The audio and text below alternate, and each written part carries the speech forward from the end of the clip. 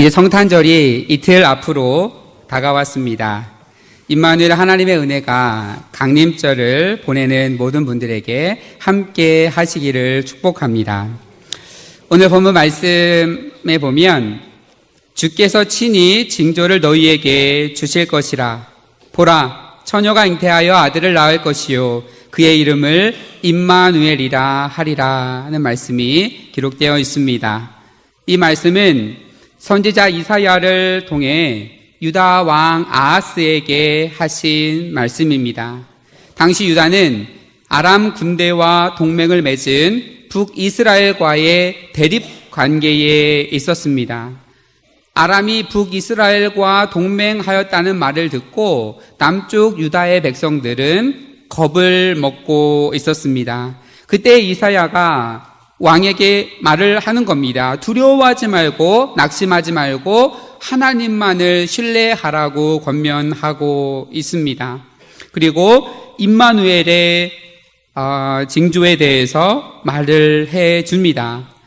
그러나 아하스는 하나님의 약속의 말씀과 징조를 믿지 않고 아시리아와 동맹을 맺고 말았습니다. 성도 여러분, 우리가 두려워하지 않고 낙심하지 않을 수 있는 것은 하나님께서 우리와 함께 하시기 때문입니다. 하나님을 믿는다는 것이 무엇입니까? 모든 것을 하나님께 맡기는 겁니다. 그분이 창조주이시며 우리의 모든 것을 주관하시는 분이심을 믿는 것입니다. 아하스 왕의 불신앙에도 불구하고 하나님께서는 임마누엘의 약속을 하셨습니다. 주께서 친히 징조로 너희에게 주실 것이라.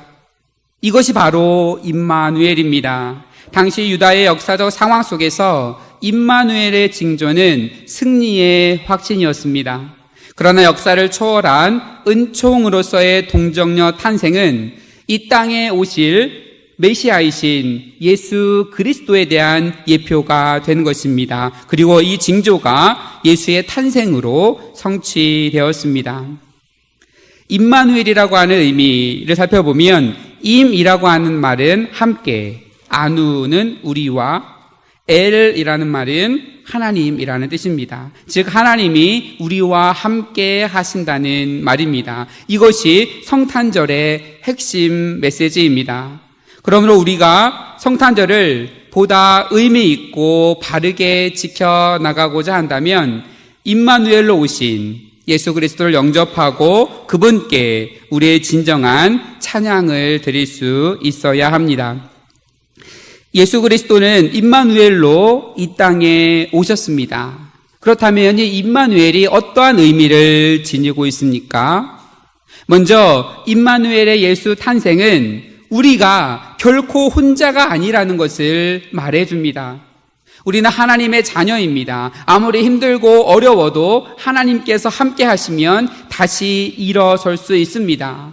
때로 사람들이 우리를 떠나가도, 때로 재물을 잃고 건강을 잃어도, 모든 계획이 실패하고 모든 꿈이 무너져 내려도 하나님이 함께 하시면 다시 일어설 수 있습니다. 시편 기자는 고백합니다. 나의 힘이신 여호와여, 내가 주를 사랑하나이다. 여호와는 나의 반석이시요 나의 요새시요 나를 건지시는 이시요 나의 하나님이시요 내가 그 안에 피할 나의 바위시요 나의 방패시요 나의 구원의 뿌리시요 나의 산성이시로다. 주님은 오늘도 우리와 함께 하시며 너는 내 것이다, 내가 너를 택했다, 내가 너를 결코 버리지 않겠다 하고 말씀해 주시며 우리와 함께 하십니다. 그러기에 우리는 더 이상 불안해하며 슬퍼하며 낙심할 이유가 없는 것입니다. 또한 임마누엘은 약속의 성취를 의미합니다. 22절에 보면 이 모든 일이 된 것은 주께서 선지자로 하신 말씀을 이루려 하심이니, 700년 전에 예언된 이야기입니다. 처녀가 잉태하여 아들을 낳을 것이요 그의 이름을 임마누엘이라 하라. 700년이 흐르는 동안에 유다는 멸망합니다. 유다를 멸망시킨 나라도 멸망합니다. 여러 가지 많은 변화가 있었습니다. 그런데 하나님의 약속은 변하지 않고 약속하신 대로 반드시 성취되고 완성되는 것입니다. 성도 여러분, 하나님의 약속을 기다리시다가 낙심 중에 있는 분이 계십니까? 사는 일이 힘들고 고달파 주님의 약속을 의심하고 계신 분이 계십니까? 주님의 약속을 의지하고 기다리다가 낙심하지 마십시오. 하나님의 약속을 굳건히 붙잡고 나아가십시오. 반드시 그 약속은 이루어질 것입니다. 2004년에 개봉한 내 머릿속에 지우개라는 영화가 있습니다. 정우성, 손예진 씨가 주연한 영화입니다. 아내가 알츠하이머 병에 걸려서 자꾸 하나씩 잃어버립니다. 그러자 남편이 메모지를 이용해서 하나씩 벽에 붙여놔요. 잃어버리지 않기 위해서. 그러다가 온 집안은 결국 메모지로 가득 차게 됩니다. 아내는 자신이 병에 걸려 기억이 사라지는 것을 두려워하며 남편과 헤어지려고 합니다. 그러자 남편은 내가 기억을 잃어도 내가 기억하고 있으니 괜찮다고 하며 계속 아내를 사랑하는 마음을 변치 않고 붙들어 주게 됩니다. 시간이 흘러서 아내는 기억을 완전히 잃어버렸습니다. 그리고 병원에 있을 때에 이 남편이 아내를 처음 만났을 때 뿌렸던 향수를 뿌리고 아내를 처음 만난 것처럼 꽃을 준비해 가서 데이트 신청을 합니다.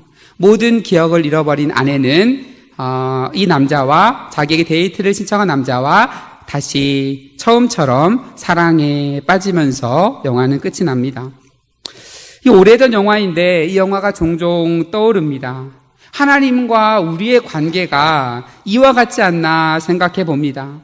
우리들은 알츠하이머 병에 걸린 것처럼 종종 하나님을 잊고 살아갑니다. 하지만 하나님께서 우리들을 잊지 않고 기억하시고 다시금 새로운 사랑으로 우리에게 다가오십니다. 이스라엘 백성들은 수백 년간 나라를 잃고 살면서 하나님에 대한 기억이 점점 희미해져 갔습니다. 하지만 하나님은 그들을 잊지 않으셨고 약속대로 메시아를 보내셨습니다. 하나님의 약속은 반드시 이루어집니다. 설령 우리가 잊고 있었다고 해도 말입니다. 우리는 잊어도 하나님은 새로운 사랑으로 우리에게 다가오십니다. 그렇다면 예수께서 우리와 함께 하신다는 말, 예수님께서 우리 안에 거하신다는 말이 어떤 의미입니까?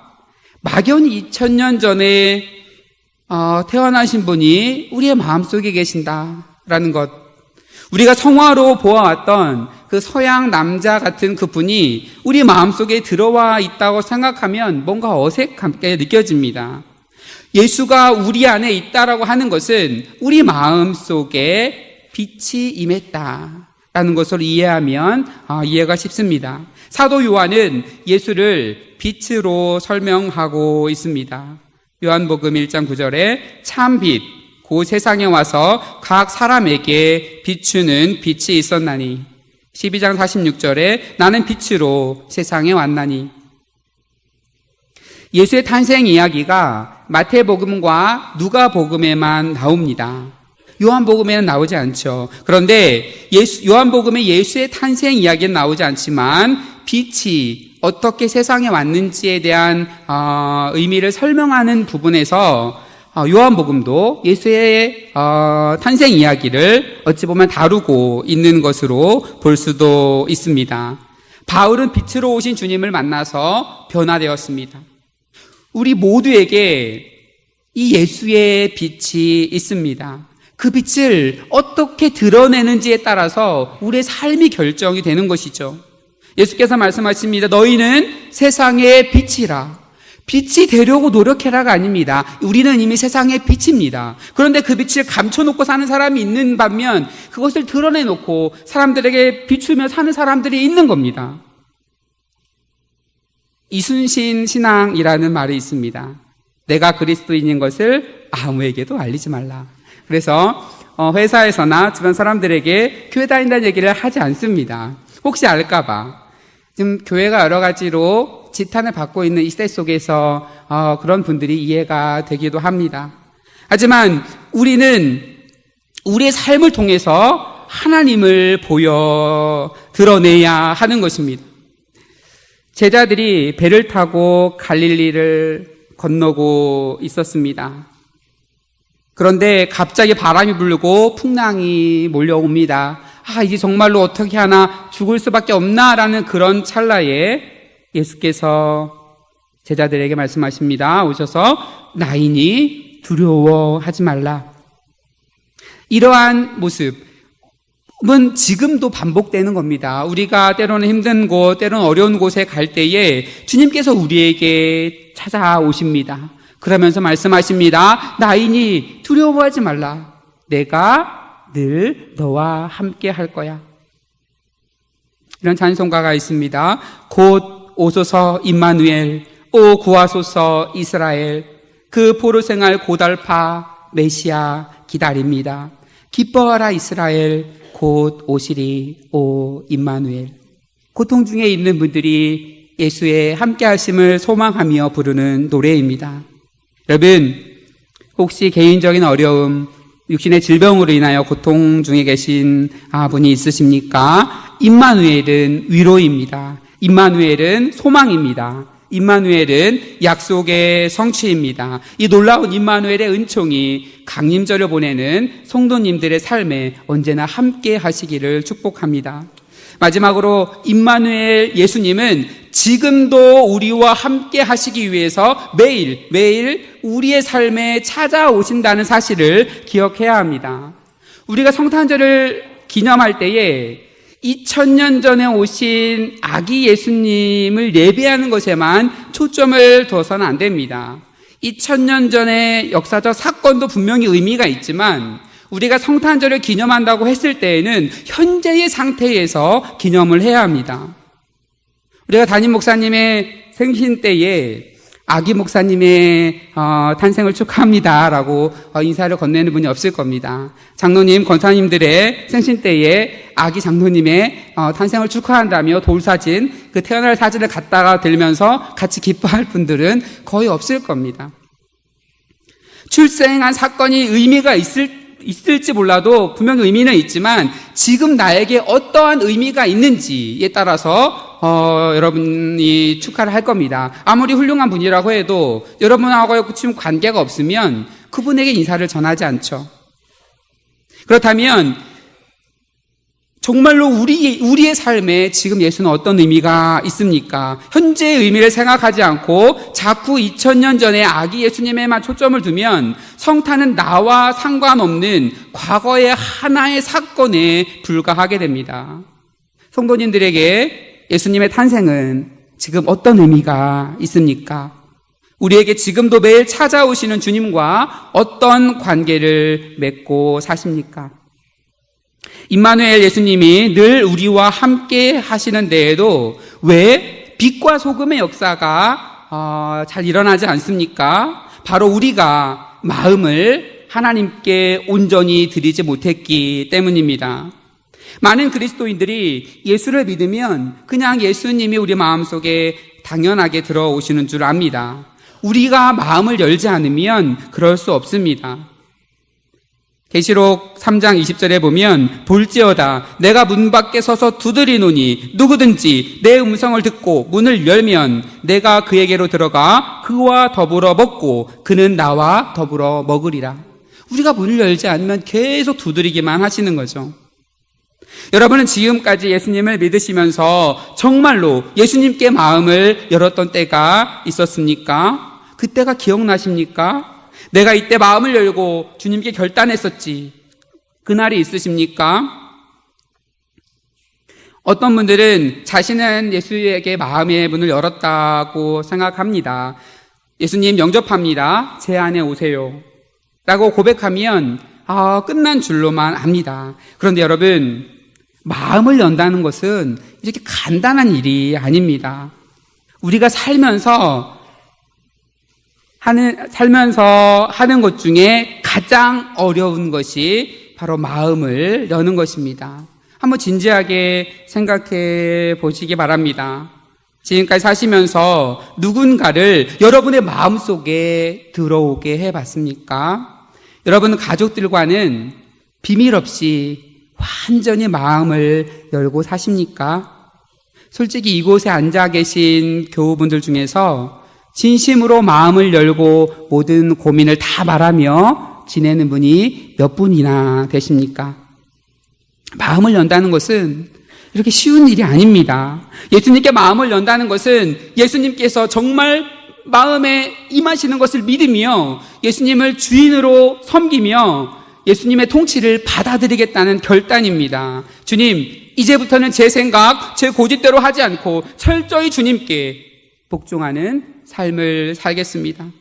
이렇게 결단하고 나면 그 다음에 주님께서 우리의 삶의 주인이 되시는 것입니다. 우리가 하나님께 드릴 수 있는 것이 무엇이겠습니까? 여러분, 헌금을 준비해 오셨습니까? 시간을 들여 이 자리에 앉아 계십니까? 이 헌금도, 이 시간도 하나님께서 우리에게 주신 것입니다. 하나님께서 원하시면 우리의 재물도 가져가실 수 있고 우리의 시간도, 우리의 생명도 가져가실 수 있으십니다. 그렇지만 우리가 하나님께 온전히 드릴 수 있는 것, 그것은 바로 우리의 마음뿐입니다. 하나님은 우리의 마음도 어쩌실 수가 없어요. 우리가 온전히 하나님께 드리지 않고서는 하나님이 어쩌실 수가 없는 겁니다. 그래서 이 우리의 마음 온전히 받기 원하셔서 성경에 그렇게 많은 이것은 해라, 이것은 하지 말아라, 이렇게 반복해서 말씀하고 계신 겁니다. 사랑하는 아현종학교의 성도 여러분, 우리들은 종종 창조주 하나님을 잊고 살아갑니다. 하지만 그런 우리들을 불쌍히 여기시고 하나님께서 친히 자신의 몸을 낮추시고 가장 높은 곳에서 가장 낮은 곳으로 내려오셔서 지금도 우리와 함께 하십니다. 이제 우리도 임마누엘의 은총이 온 누리에 퍼지도록 낮은 자리에 임하신 주님을 따라 복된 삶을 살아야 할 것입니다. 마음을 열어 예수를 삶의 진정한 주인으로 맞아들이십시오. 임마누엘의 하나님께서 늘 여러분들과 함께 하실 것입니다. 인생의 어려운 순간을 지날 때에 다가와 손잡아 주실 것입니다. 모든 약속을 성취하시는 하나님의 은혜가 성탄을 맞이하는 모든 성도님들의 가정과 일터와 삶의 자리에 충만하시기를 주님의 이름으로 축복합니다. 기도하시겠습니다. 아버지 하나님, 이 시간 마음을 결단하며 주님 앞에 우리의 마음을 온전히 내어 드립니다. 우리와 함께 하시는 주님, 임마누엘로 역사하시는 주님, 주님께서 우리의 삶을 온전히 주관하시고 인도하여 주시옵소서. 우리가 때로는 어렵고 힘들고 여러 가지 어려운 상황 속에 처할 때에 아버지 하나님, 주님께서 우리와 함께 하시기에 다시 한번 일어날 수 있음을 믿고 주님을 의지하며 나아가고자 합니다. 우리와 함께 하셔서 우리 삶의 주인이 되어 주옵소서. 예수 그리스도의 이름으로 기도하옵나이다. 아멘.